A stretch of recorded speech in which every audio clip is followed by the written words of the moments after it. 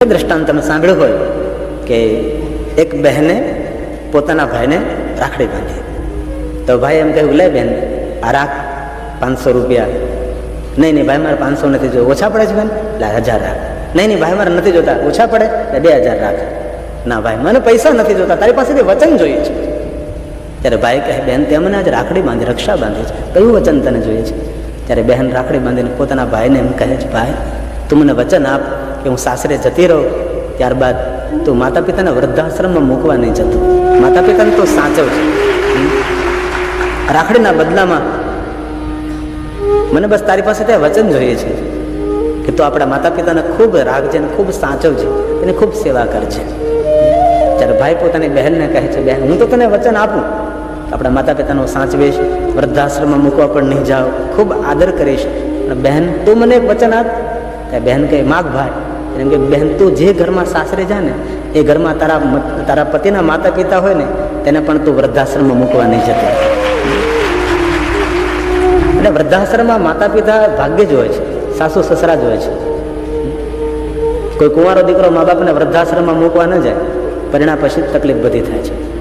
તેથી આ સમાજમાં ભૂલો ભલે બીજું બધું, મા બાપને ભૂલશો નહીં એ તો ઠીક છે, પણ આ બાજુ બોલવાની જરૂર છે. ભૂલો ભલે બીજું બધું, સાસુ સસરાને ભૂલશો નહીં. તમારો પતિ જો સંસ્કાર સંપન્ન હોય, તમારો પતિ ડાયો હોય, ભગવાનનો ભક્ત હોય, પરોપકારી હોય, એટલું જરૂર યાદ રાખજો કે તમારા પતિ જો સંસ્કાર સંપન્ન છે અને ખૂબ ડાયો માણસ છે તો એ પુણ્ય એમના મા બાપનું છે, તમારા સાસુ સસરાનું છે.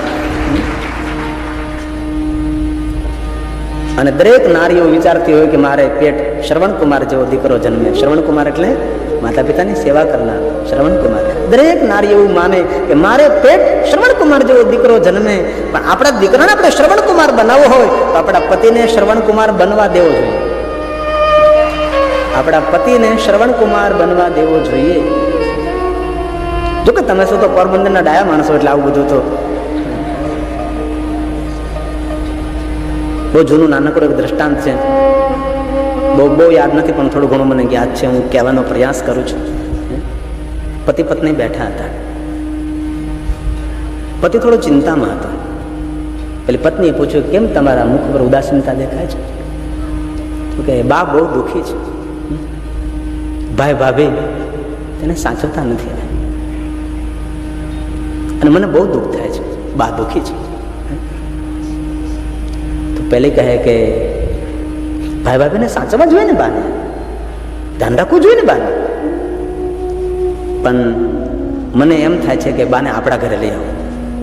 નહીં બાને આપણા ઘરે તો નહીં જ, નહીં બા આપણા ઘરે તો નહીં જ.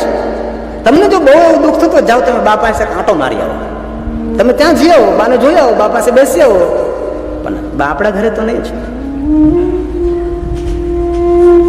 પેલા એ ઘણી કોશિશ કરી સમજાવવા માટે પણ ન સમજી. તો એક દિન પેલી કોઈ માર્કેટમાં મોલમાં ખરીદવા કઈ ગયે છે અને અવસર મળી ગયો, આને લઈ આવો માને. અને જે એક રૂમ હતો એ રૂમમાંથી બધું ડબચર ને સામાન કાઢી મૂકી દીધું આગલા રૂમમાં, અને માનો જે સામાન હતો એ રૂમમાં ગોઠવી દીધો. અને માને એને એમ ખેમ સરસ રીતે રાખી દીધી. અને પેલી હાંજ પડે ખરીદી કરીને આવી, થેલા ઉપાડી તમે જોયું તો આગલા જ રૂમની અંદર બધું અસ્તે વસ્તે એટલો સામાન. પૂછવા લાગે, એટલો બધો સામાન બહાર કોને કાઢે રૂમમાંથી? તો પેલો કહે કે મારાથી રહેવાનું ને હું બાને લઈ આવ્યો. અને પેલી શરૂ કર્યું, મારા ઘરમાં તો બા જોઈએ જ નહીં, મને સામાન ઘરનો તમે બહાર મૂકી દીધો. અને બાની એ રૂમની અંદર મળી બોલવા પછી તો મુખમાંથી ગોળી છૂટે. એ તો પછી ઇન્ડિયન ન હોય, પરદેશની જ હોય. બા મને 1 મિનિટ ઘરમાં નહીં જોઈએ, આ ઘરમાં બા રહેશે અથવા હું રહીશ, અને જો તમારે બાને રાખવા હોય તો આ ઘરની અંદર હું પગ નહીં મૂકું.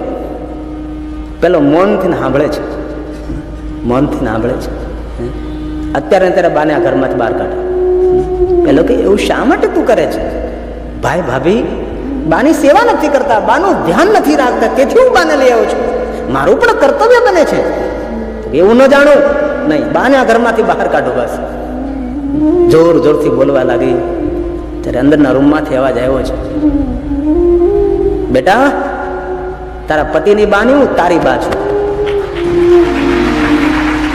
પેલી અવાજ ઓળખી ગઈ, દોડતી રૂમની અંદર ગઈ. અરે બા તમે? પેલી બાને વળગી અને ધ્રુસકે ધ્રુસકે રડી પડે છે. બા તમે દુખી છો? આ બેટા તારા પતિના ભાઈ ભાભી નહીં, તારા ભાઈ ભાભી, તારા ભાઈ ભાભી મારી સેવા નહીં કરતા હું દુખી હતી. તો જેટલો આપણી મા ઉપર આપણને પ્રેમ અને લાગણી હોય એટલો જ પ્રેમ અને લાગણી પતિને પણ પોતાની મા ઉપર હોય છે, પોતાના પતિને પણ એની મા ઉપર હોય છે. ઘર ઘરની અંદર જો વાતાવરણ ઊભું થાય તો કેટલું દિવ્યતા, કેટલું દિવ્ય વાતાવરણ નિર્માણ થાય. આમ તો ઘણી વાર મને વિચાર આવે કે હવે આ વર્તમાન યુગની અંદર આ રિવાજ બદલી નાખવાની જરૂર છે. હવે પુરુષોને સાસરે મોકલી દેવાની જરૂર છે. અત્યાર સુધી દીકરીઓ બહુ સાસરે ગઈ, દીકરીઓ બહુ સાસરે ગઈ. હવે દીકરીઓને સાસરે નહીં જવાનું, આને મોકલવાનું, ઘૂંઘટો કાઢીને જવું પડે. જાજ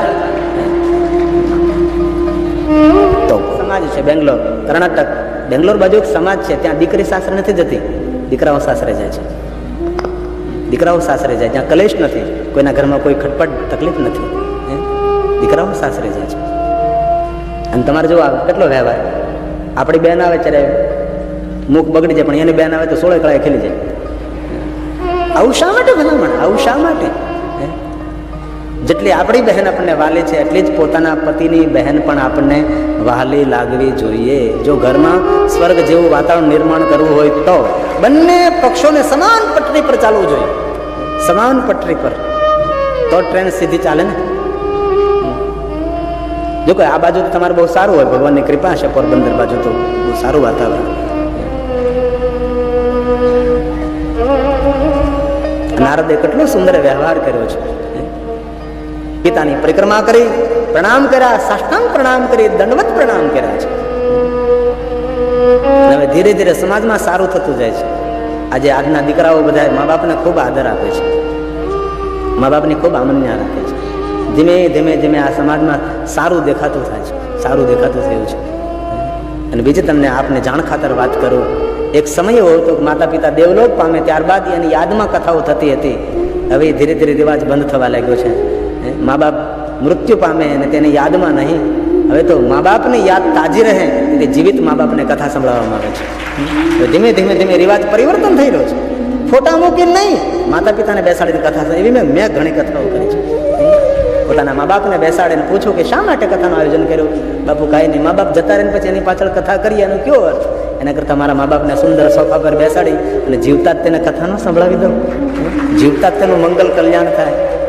પરિવર્તન જરૂરી છે, પરિવર્તન બહુ જરૂરી છે. અહીંયા હવે નારદ હાથ જોડીને કહે છે, પિતા બ્રહ્મા, વિષ્ણુ ભગવાને કહ્યું તેથી તમારી પાસે હું આવ્યો છું. પિતા બ્રહ્મા, આપ મને ભગવાન મહાદેવની કથા કહો. આવું નારદ બોલ્યા છે. એ સમયે પિતા બ્રહ્મા પોતાના આસન ઉપરથી ઉભા થાય છે, પોતાના પુત્ર નારદને હાથ જોડીને પ્રણામ કરે છે. નારદના મનમાં સંશય થયો, પિતા હું તમારો દીકરો છું, પુત્ર છું, મને શા માટે પ્રણામ કરો છો? પુત્ર પિતાને પ્રણામ કરે ધર્મ છે, પિતા પુત્રને પ્રણામ શા માટે? ત્યારે બ્રહ્મા બહુ સરસ બોલ્યા છે.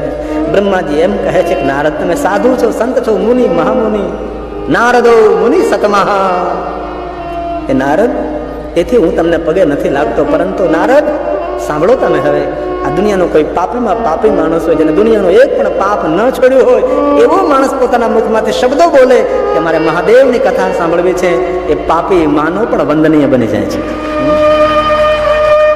એ પાપી માનવ પ્રણમ્ય બની જાય. નારદ, તમારા મુખમાંથી શબ્દો પ્રગટ થયા છે, મારે મહાદેવની કથા સાંભળવી છે, તેથી હું ભલે તમારો પિતા પણ આપ મારા માટે પ્રણમ્ય છો. વક્તા માટે શ્રોતા વંદનીય હોય છે. કોઈ પણ વક્તા હોય એના માટે શ્રોતા, કથા સાંભળનાર વંદનીય છે. આ કથાનો શણગાર, કથાની શોભા, જરૂર સ્ટેજ હોઈ શકે, મંડપ, ડેકોરેશન બધું હોઈ શકે, પણ કથાની સુંદરતા અને કથાની શોભા એ કથા સાંભળનાર શ્રોતાજનો હોય છે. એટલે નિરંતર હું બોલતો રહું છું કે આપ સૌએ તમારા જીવનનો કિંમતી સમયની આહુતિ આપી છે. તમારા જીવનનો કિંમતી સમય આપીને આપ કથામાં બિરાજમાન છો અને તમારી ઉપસ્થિતિ એ કથાની શોભા છે, કથાની સુંદરતા છે. તમે ઉપસ્થિતિ અને કથાની સુંદરતા વધારી, એવી સુંદરતા મારો મહાદેવ તમારી તમારા પરિવારને વધારે.